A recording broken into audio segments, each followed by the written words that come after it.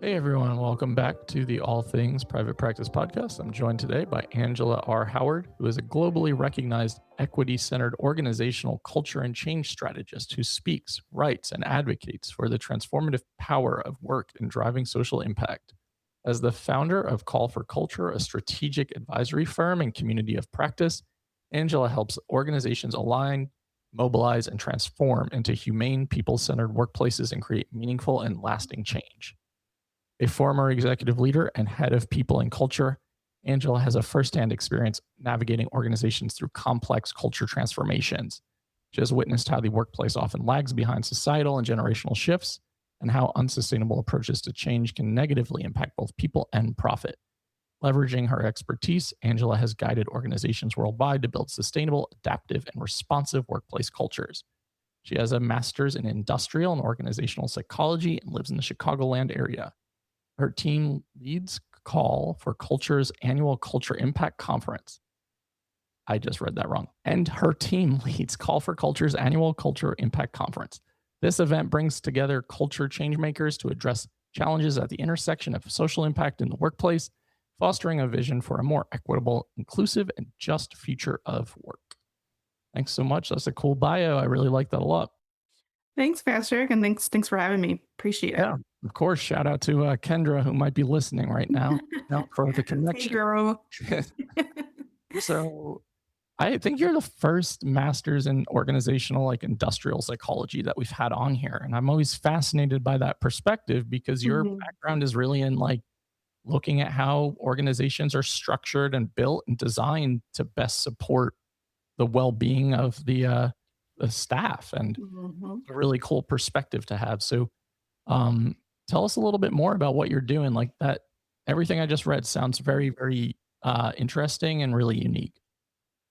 Yeah, I know it's a lot of words, but really what it comes down to is behavior at work and systems level change. So if you think about how the workplace, any institution really has been built, there are systems of inequity. We've built it really around, quite honestly, the exploitation of labor. When you think about the labor movement and, um, you know, we've talked a lot about DEI over the last decade or so. These were all movements to say, how do we bring dignity, respect, and inclusivity into the system of work, which wasn't built around that initially.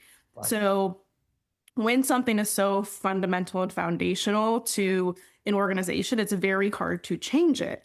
So a lot of my work is going in, diagnosing, kind of gaps within the organization. And hint, it's usually leadership. That's the issue Yeah. because they are Sure. perpetuating the behavior and the habits of the things that are harmful to employees most of the time. So, my jam is like systems level change, and that can be done within workplaces, but also other institutions. So the same kind of approach applies. Absolutely. That's really cool. How often are you going into these places of work and meeting resistance from leadership when you start introducing these topics? 90% of the time. I Think will about like, say, yeah, it's interesting because typically I'm hired by a leader who one of two things, right? One is there's something that's causing them pain yeah, that is causing them to say, okay, something's happening with our culture. We don't know what it is. Just because it's painful doesn't mean they actually want to change it. right. So Yeah. typically they're like, hey, come in and fix it. And usually it's like fix the people Yeah, versus fix the C suite or the executive team. And that's where the resistance comes in. for sure. It almost gives me thoughts of like shows like Bar Rescue and things like that. Yes, Like, yes, like exactly. restaurants bleeding money, and it's like, well, we need to change these things, and there's always resistance to that, right? Because I think as humans we are often sometimes anchored into resistance to change, and I think for leadership it can probably feel like threatening to be like, we're Mhm. incompetent, we're not doing things well, there's something Yeah. wrong with us, and there probably is to some Yeah. degree a lot of the time, right? So having to be able to bridge that gap and have those conversations in a way where that can land and they can actually implement and incorporate, I think is huge. Absolutely. Yeah. It's a tough process because there is, to your point, the process of change actually mirrors the process of grief, Hmm. in that the human emotions are very similar, where there's like denial, and then, you have to go through a period of processing and then acceptance. Yeah. So I am also kind of carrying leaders through that process as well. And sometimes we get to the end and sometimes we don't. Sometimes we don't reach it and we don't change. And as a partner or consultant coming into an organization, there's only so much I can do unless the leaders are willing to change.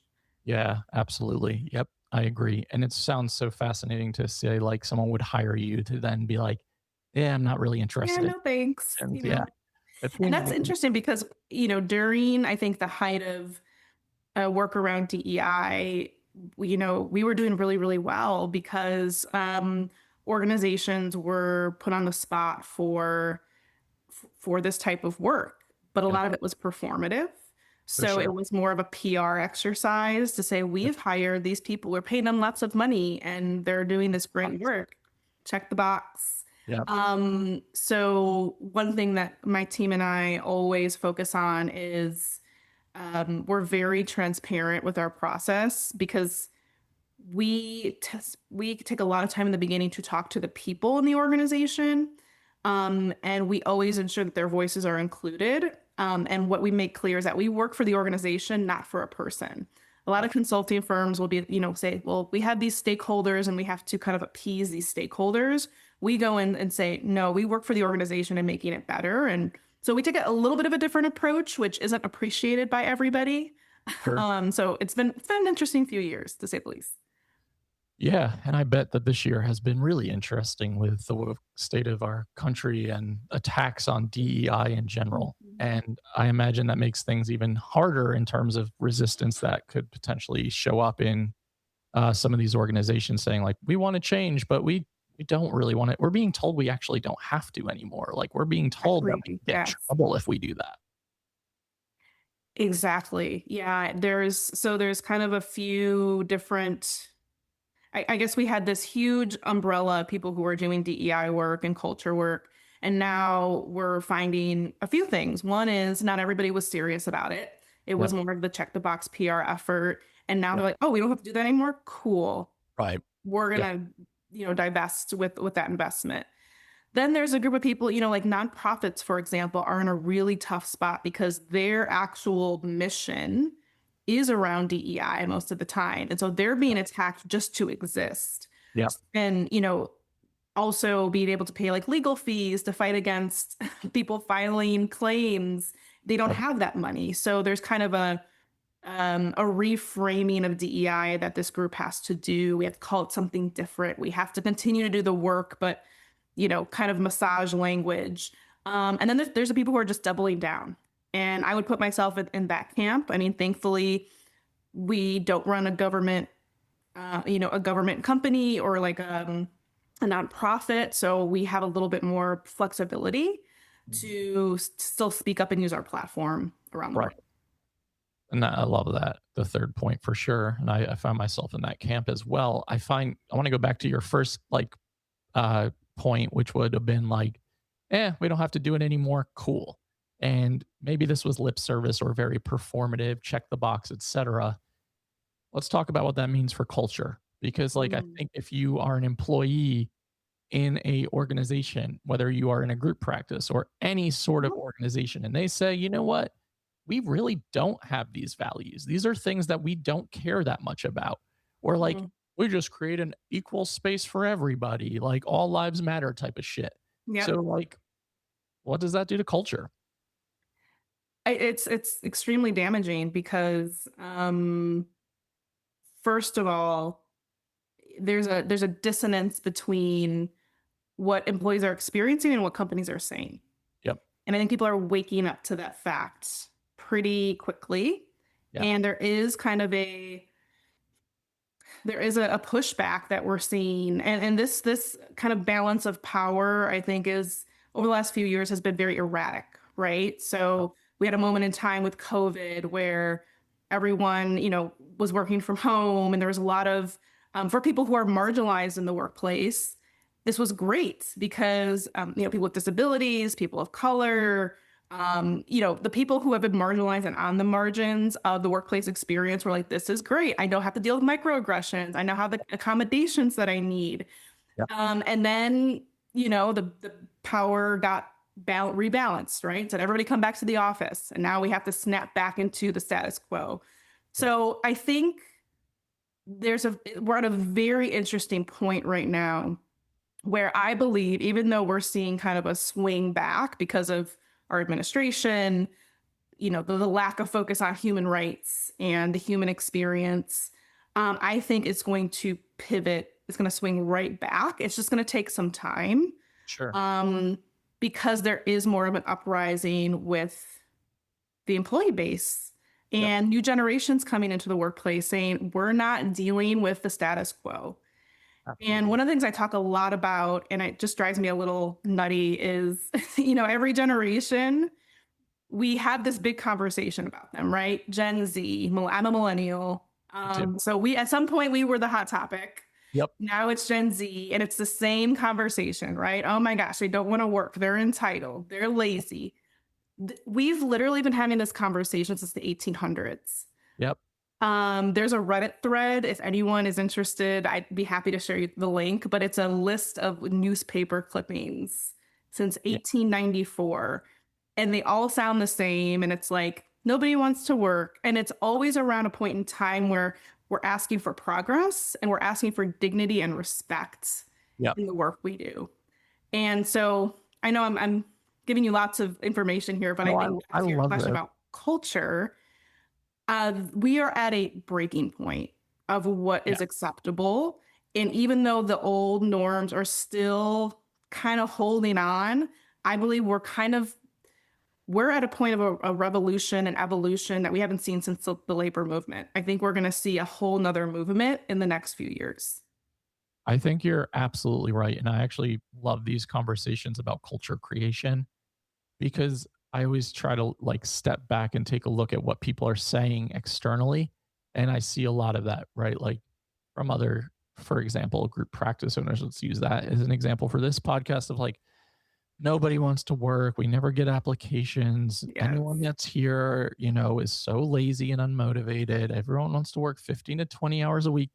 I think that COVID, and I say this on my other podcast a lot as a autistic ADHD human, Mhm. was one of the best things that's ever happened to me. And I don't mean in the state of the world globally, but personally to be, Yes. like you said, work from home, create my own accommodations, the recollection and realization of the typical workflow and infrastructure does not work for me. My Mhm. sensory stuff is too overwhelming.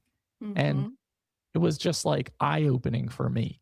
And as someone who employs, 25, 30 humans, I try to think about that perspective all of the time of how can we create Yes. culture without taking advantage of people. There's always going to be a power dynamic shift with employer employee, but how can we be super transparent, Yes. accommodate people's needs and necessities as dignified humans without Mhm. jumping to conclusions of laziness, unproductive, Yes. unprofessional, whatever that narrative is. And there's a reason that our inbox stays full of applications every single month. And there is a reason that other people are really struggling to find quote unquote motivated workers who Yes. are not lazy. Absolutely. And I think a lot of the work that I do is around leadership behavior. Mm, And to your point, you've created a space where people can do their best work. And I think a main point of leadership is to create an environment, a climate for that to happen. yep, And oftentimes we don't think about leadership that way. We think about leadership as a title or a place on an org chart yep, or delegating work or telling people what to do, giving them direction. And we need to blow up that definition, that kind of command and control definition of leadership, yep. because it doesn't work for human beings. It works for widgets and an assembly line and Right. project planning. It doesn't work for complex human beings. And that's why having a degree in organizational psychology, when I come into an organization, it's like a whole new world I'm opening up to say, Yeah, you need to know about the psychology of humans to lead them. And actually, being a leader is a huge responsibility because you have somebody, I consider it a caregiver role. You have somebody within your care, a portion of their lives is in your care Yep. for a certain part of the day. And you either can send them home really fulfilled and happy, um, or you can send them home harmed. You can harm Yep. people in the Yeah. process of leading them. And Yep. people don't see the responsibility of that role. And that's a problem. And I think it just kind of, when we think about all the culture work that we were just talking about, it just compiles on over time if you have bad leaders. For sure. I mean, it certainly trickles down and it impacts and influences. It poisons the well, really, so to Yes, speak. exactly.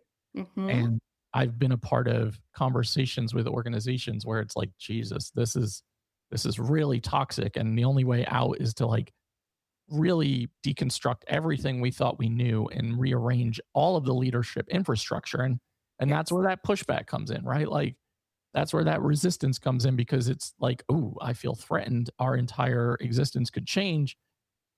I always try to look at like the longevity and holistic health of an organization and what does our Mm, retention look like? What does it mean when people are leaving? Or what reasons are they leaving for? Are they yes. leaving because they feel disrespected, unsafe, Hmm. unsatisfied, or are they leaving because you've helped develop them into a human and employee and Hmm. business owner who wants to go start their own business? I think Yeah. that's very different. Yes. I love Ted Lasso. I don't know if you've watched the Oh, show at all. love, love, love, love. Yes. It's a Uh, lesson on leadership. yeah. Oh, Hmm. it's one of the best TV shows of all time for that reason, I think, and I'm doing a, like, 50th rewatch right now, and, I love it. It's there's a good for the scene soul, where, like it's one of those. it's one of those shows that you need in your life. I just think, like, it's so beautiful, and there's Mm, a scene where Keely gets her, like, job offer to go start her own business, and she's talking to Higgins yeah. about her fear of telling Rebecca, and he's like, Mhm. "Oh, because she's gonna feel betrayed," or, "Oh, because, you feel bad about leaving," and she's like, "No, it's because she's my best friend, and she gave me this opportunity. I don't want her to feel like I'm ungrateful." And he says something like, great leaders know you will move on, and even Yes. better leaders help you move on and like Right. and hope that you do. And I think about that all the time and Mm, how I see so much possessiveness in yes. culture sometimes of like, these are our employees. And it's like, no, they're fucking humans. Yes. And if you look at the language we use at work, I'll name a few things for you, okay? I've heard people talk about poaching when it comes Mhm. to people. Like, Yep. are you gonna poach that it's Right. kind of disgusting actually.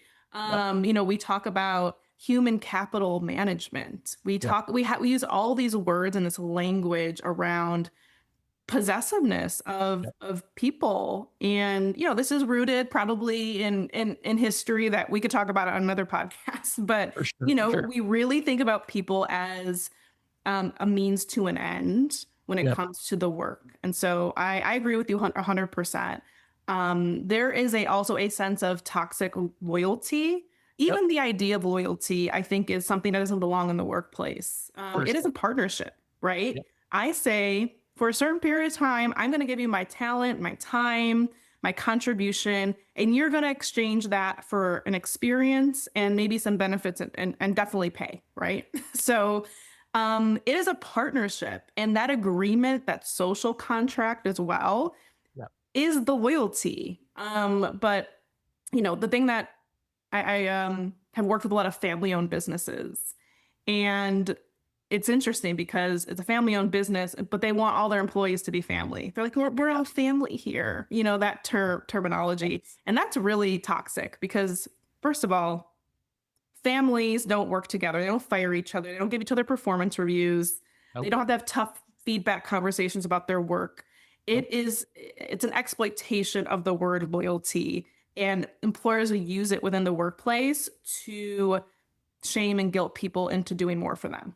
Yeah, yeah, it's so exploitative and, like, it creates this codependent toxicity Yes. culture of, like, our employees have rely on us for their like, it's like they're just doing a job, right? And ultimately, Yes. these are humans, and I can think about being in the reverse where I was an employee in middle management, which is the worst fucking place to be, and just feeling so dependent on that role and on that job and on the administration. And I remember when I finally built up the courage to leave and start my own business, I gave a fucking 90-day notice. Like, I was like, they Oh, and need me. generous. My clients need me. My staff needs me. You know how Yeah. fast they replaced me? It was 2 days, 2 freaking days. I was like dead man walking the whole time. Oh my So I God. just remember like redacting that notice. But ultimately, I know what it feels like to feel that almost feeling of like dependency. And you feel really like this weird loyalty to this Yeah. employer or organization or infrastructure who's not treating you well. It feels like an abusive relationship a lot of the time. It does. It does. And that is something that is so prevalent. And again, and so anytime you see on a job description we're like family here, just run the other way. Just know from a workplace culture perspective, it sounds good, Mhm. but I don't know about you or any of the other listeners, but family can be toxic. I'm not trying to work with a single member of my Yeah, family. exactly. I have Same. those Same. relationships like that where I have to see that person every single day. Right. And now, yeah, absolutely. So that's a red flag. That's a good one. Do you have any other good ones that like come to mind where you're like, if you see this, get the hell out of there? Or if you're Oof. experiencing this, get the hell out of there. Anything around work hard, play hard, Mhm. hustle. People weaponize the word grit. Yeah, I for really have a sure. problem with it. Yep. There's science and there's backing around the idea of grit and motivation. And Right. Angela Duckworth is a wonderful author. If you want to read her book about grit, do that, but reference it correctly Yep. and don't weaponize it. I think a lot of leaders, I see a lot of founders weaponizing this idea of grit, Yep. and they kind of translate it to we're going to do whatever it takes to get the job done. Forget systems, forget working smart, Yep. forget building process. Yeah. We're going to grit it out, and that Yep. equals long hours, lack of inclusivity when it comes to working styles. I agree. So anything around grit, hustle, or work hard, play hard, Get the hell um, out. run. Run for the hills. Yeah, I like that. The work hard, play hard one is good for sure. I'm gonna think of more when we probably get off the air because that's like it's so funny to me because I audit like job postings and Yeah. things for other organizations a lot, and I'm just it's laughably bad. And I Oh, it's also so think bad. it's like, we're not going to disclose the pay because we're not feeling that good about what we're paying people, or like we don't Also think illegal, by the yeah, way. exactly. But it happens all the time where Yeah. pay based on experience. Here's maybe a vague range of like salary that you might get. It's just, it feels so um, pyramid scheme esque. It's like mainline marketer esque. And it also feels so shady. And then so many staff go into an interview, they don't feel comfortable to talk about the money piece and they just accept whatever's put in front of them. And in reality, it's like, wow, I didn't even know we could have conversations like this in a healthy way because it's Yeah. such a power dynamic. And there's also things internally that, we've always been taught don't ask people their pay. Right. I would highly recommend you ask people, your friends, your colleagues, what they get paid, because that's how you discover where inequities are happening. So Absolutely. we've created these rules, these norms that are just slowly being broken down, which I love, and it's way overdue. Yeah. Yeah. Way overdue. And I think you're right. We'll see that pendulum swing. Probably going to see a lot of stuff come crumbling down in the next Oh, 5 to yes. 10 years. It's long Agreed. overdue, and it feels like it's just like bubbling beneath the surface right now. Hmm. I've been watching all these like dystopian end of the world shows and movies, and I'm like, Oh, oh my no. God, could I survive it? I don't think I could. I don't think I have any skills that are valuable enough to survive it, but like it makes me feel like we are on this verge of this precipice of like things are never going to be the same. Yeah, I agree with you. I mean, a show that's kind of aligned to that and from a workplace perspective. I don't know if you watch Severance. I couldn't get into it, but I know it's kind of a slow burn. It's kind of a yeah, slow burn. You gotta hang in there. But it's interesting because workplace culture has been a centerpiece of broader culture over the last like 5 to 10 years. We had like Office Space and The Office. We had Severance. We have like all these shows that are in the context of being in a workplace. The Paper just came out. Yeah. So there's this kind of omnipresent, like that's when I think you're on the verge of some kind of change is when pop culture is starting to reference like the dystopian nature of what work Mhm. is. 100%. And yeah, Severance is a tough one to get through, but if you have a chance to watch it and you have the patience, it's pretty You know, interesting. Pretty I interesting. can't get behind what's the main actor's name? Adam McKay? Oh yeah, Maybe that's a I can't lot. I remember don't his know. last I name. don't like him. So it's really Yeah, I hard get to it. Yeah, he's watch not likable. him as the main character. And it's just like it was just very confusing. So I default more to like workplace culture. Let's think about like the Ted Lasso Yeah, yes. world and like Abbott Elementaries of the world. And I'm like, I can get Yes. behind that way more. I love that. I love that. Okay, so I really enjoyed this conversation. I could have this all day, and Oh, we'll have to do a part 2 at some point. I'm happy to do it. So I guess let's talk briefly about the conference or the big event that you host every year. And maybe I'm getting that wrong, but like tell us a little bit about what that is and how that came to be, if you don't mind. Yeah, yeah. So, I have been in the conference circuit for about 10, 15 years as a speaker. Patrick, you probably can relate to this, but I found myself in spaces where we weren't having the right conversations that led to action.